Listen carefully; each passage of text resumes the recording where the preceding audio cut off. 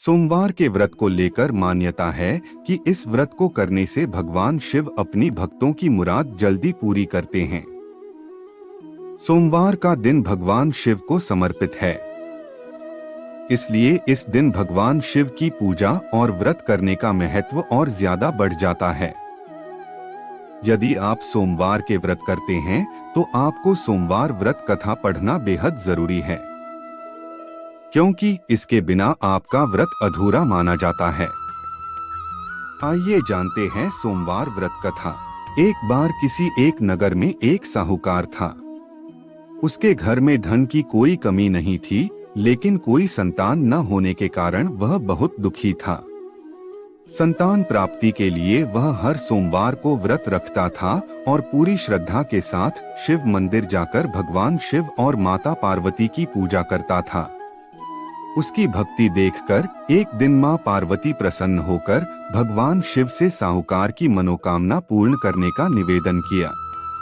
पार्वती जी के आग्रह पर भगवान शिव ने कहा कि हे पार्वती, इस संसार में हर प्राणी को उसके कर्मों का फल मिलता है और जिसके भाग्य में जो हो उसे भोगना ही पड़ता है। लेकिन पार्वती जी ने साहूकार की भक्ति देखकर उसकी मनोकामना पूर्ण करने की इच्छा व्यक्त की। माता पार्वती के आग्रह पर शिवजी ने साहूकार को पुत्र प्राप्ति का वरदान तो दिया, लेकिन उन्होंने बताया कि यह बालक 12 वर्ष तक ही जीवित रहेगा। माता पार्वती और भगवान शिव की बातचीत को साहूकार सुन रहा था, इसलिए उसे ना तो इस बात की खुशी थी और ना ही दुख। वह पहले की भांति शिवजी की पूजा करता रहा। कुछ समय के बाद साहूकार की पत्नी ने एक पुत्र को जन्म दिया।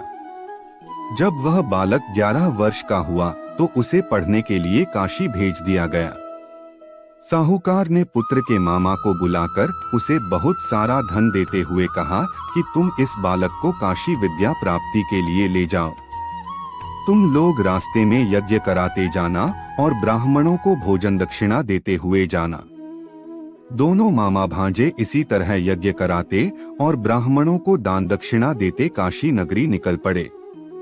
इस दौरान रात में एक नगर पड़ा जहां नगर के राजा की कन्या का विवाह था, लेकिन जिस राजकुमार से उसका विवाह होने वाला था वह एक आंख से काना था।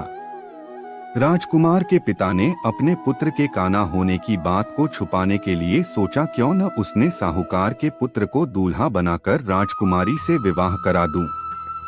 विवाह के बाद इसको धन देकर विदा कर दूंगा और राजकुमारी को अपने नगर ले जाऊंगा। लड़के को दूल्हे के वस्त्र पहनाकर राजकुमारी से विवाह करा दिया गया। साहूकार का पुत्र ईमानदार था, उसे यह बात सही नहीं लगी, इसलिए उसने अवसर पाकर राजकुमारी के दुपट्टे पर लिखा कि तुम्हारा विवाह तो मेरे साथ हुआ है, लेकिन जिस राजकुमार के संग तुम्हें भेजा जाएगा वह एक आंख से काना है। मैं तो काशी पढ़ने जा रहा हूँ। जब राजकुमारी ने चुन्नी पर लिखी बातें पढ़ी तो उसने अपने माता पिता को यह बात बताई। राजा ने अपनी पुत्री को विदा नहीं किया, फिर बारात वापस चली गई। दूसरी ओर साहूकार का लड़का और उसका मामा काशी पहुंचे और वहां जाकर उन्होंने यज्ञ किया। जिस दिन लड़का 12 साल का हुआ उस दिन भी यज्ञ का आयोजन था। लड़के ने अपने मामा से कहा कि मेरी तबीयत कुछ ठीक नहीं है। मामा ने कहा कि तुम अंदर जाकर आराम कर लो। शिवजी के वरदानुसार कुछ ही देर में उस बालक के प्राण निकल गए। मृत भांजे को देख उसके मामा ने विलाप करना शुरू किया। संयोगवश उसी समय शिवजी और माता पार्वती उधर से जा रहे थे। पार्वती माता ने भोलेनाथ से कहा, स्वामी, मुझे इसके रोने के स्वर सहन नहीं हो रहा, आप इस व्यक्ति के कष्ट को अवश्य दूर करें। जब शिवजी मृत बालक के समीप गए तो वह बोले कि यह उसी साहूकार का पुत्र है जिसे मैंने 12 वर्ष की आयु का वरदान दिया था। अब इसकी आयु पूरी हो चुकी है। लेकिन मातृभाव से विभोर माता पार्वती ने कहा कि हे महादेव, आप इस बालक को और आयु देने की कृपा करें, अन्यथा इसके वियोग में इसके माता पिता भी तड़प कर मर जाएंगे। माता पार्वती के पुनः आग्रह पर भगवान शिव ने उस लड़के को जीवित होने का वरदान दिया।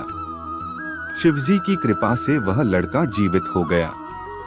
शिक्षा पूरी करके लड़का मामा के साथ अपने नगर की ओर वापस चल दिया। दोनों चलते हुए उसी नगर में पहुंचे जहां उसका विवाह हुआ था। उस नगर में भी उन्होंने यज्ञ का आयोजन किया।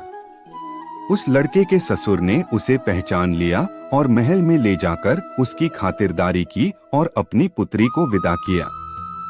इधर साहूकार और उसकी पत्नी भूखे प्यासे रहकर बेटे की प्रतीक्षा कर रहे थे। उन्होंने प्रण कर रखा था कि यदि उन्हें अपने बेटे की मृत्यु का समाचार मिला तो वह भी प्राण त्याग देंगे, परंतु अपने बेटे के जीवित होने का समाचार पाकर वह बेहद प्रसन्न हुए। उसी रात भगवान शिव ने साहूकार के स्वप्न में आकर कहा, हे श्रेष्ठी, मैंने तेरे सोमवार के व्रत करने और व्रत कथा सुनने से प्रसन्न होकर तेरे पुत्र को लंबी आयु प्रदान की है। इसी प्रकार जो कोई सोमवार व्रत करता है या कथा सुनता और पढ़ता है, उसके सभी दुख दूर और सभी मनोकामनाएं पूर्ण होती हैं।